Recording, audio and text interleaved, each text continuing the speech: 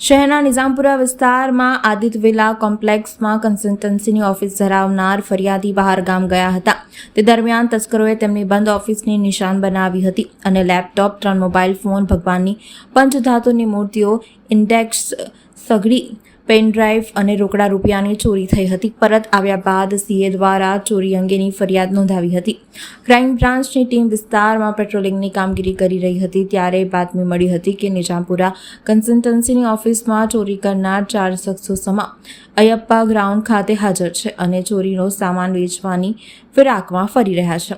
જેથી ક્રાઇમ બ્રાન્ચની ટીમે ત્યાં પહોંચીને શિવજી જીતુ સોલંકી રહે સમા ચાણક્યપુરી, અંકુર સુરેશ રાજપૂત રહે નિઝામપુરા, રાજ દિનેશ હમીરાણી રહે ચાણકપુરી, કરણ રાજેશ સુથાર રહે ચાણક્યપુરી ઝડપી પાડ્યા હતા.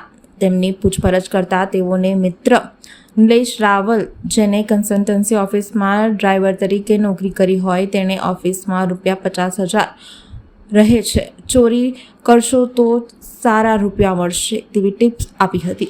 જેને લઈને 4 જણાએ ચોરીને અંજામ આપ્યો હતો.